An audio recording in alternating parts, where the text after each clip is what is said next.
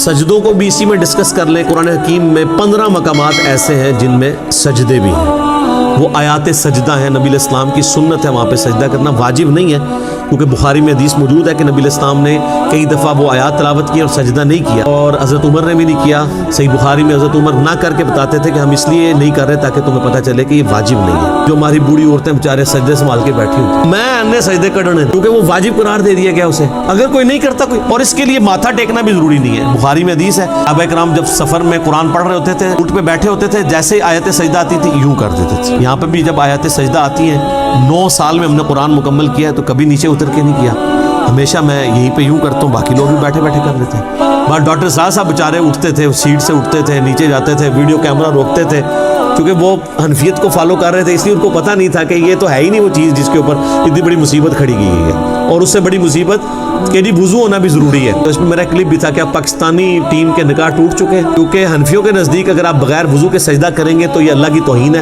اور اللہ کی توہین کفر ہے، اور کفر سے نکاح بھی ٹوٹ جائے گا، بیعت بھی ٹوٹ جائے گی۔ فقہ حنفی کے مطابق پاکستانی ٹیم کے جیتنے کے اوپر اور سینچری مارنے پہ جتنے وہ سجدہ شکر ہیں وہ سارے بغیر وضو کے ہیں، وہ سب کے نکاح ٹوٹ چکے ہیں۔ لیکن پریشان نہیں ہونا کہ علمی کتابی ہو جائیں اور بخاری مسلم کو فالو کریں پھر کوئی نہیں ٹوٹے۔ اب یہ نہ ہو کہ اس مسئلے میں فالو کریں اور باقی نماز جو ہے وہ آپ حنفی طریقے پہ پڑھتے رہیں، نماز بھی کتاب و سنت کے طریقے پہ پڑھیں۔ تو یہ 15 سجدے ہیں، 14 کے اوپر تو سارے متفق ہیں۔ میں نے اس کے اوپر پورا ایک لیکچر دیا ہے، مسئلہ نمبر 119 15 کے 15 سجدے بتائیں کون سے ہیں، کے اوپر پوری انٹلیکچوئل ڈسکشن کی ہے 8 حدیث کی روشنی میں، اور اس میں نے بتایا تھا کہ سورہ حج کی یہ خصوصیت ہے کہ اس میں 2 سجدے بالکل اینڈ پہ جا کے آتا ہے، جس کے اوپر نہ قرآن حکیم میں لکھا ہوتا ہے سجدہ تو لکھا ہوتا ہے ان دا شافعی سجدہ ہے، جیسے سنی درود، شیعہ درود، ایک سنی بکرا، شیعہ بکرا، سنی مچھلی، شیعہ مچھلی۔ قربانی کے دنوں میں چونکہ شیعہ جو ہے وہ خصی جانور کی قربانی کے قائل نہیں ہے، تو وہ ان کے جو نان خصی جانور ہیں وہ شیعہ منڈی میں بکتے ہیں، اور مچھلی میں بھی اسی طرح ان کا اختلاف ہے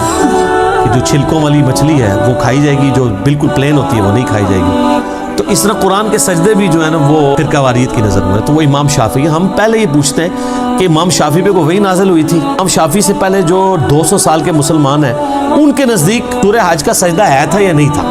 ایک سمپل سوال۔ امام شافعی تو پیدا ہوئے 150 ہجری میں، فوت ہوئے ہیں 204 ہجری میں۔ امام شافعی کی پیدائش سے پہلے 150 سال کے جو مسلمان ہیں کیا سجدہ کرتے تھے وہ آپ حدیثیں اٹھا کے دیکھ لیں، جامع ترمذی میں، ابو داؤد میں، مسند احمد میں، کہ سورہ حج کی فوقیت ہے سجدوں کی وجہ سے۔ تو احادیث میں تو 15 ہی سجدے تھے، اور امام شافعی کا موقف یہ ٹھیک ہے، یہ امام شافعی کا سجدہ نہیں ہے، یہ احادیث کا سجدہ، اور حدیثیں تو امام شافعی کے ابا اور دادا اور پردادا کی بھی پیدائش سے پہلے کی ہیں۔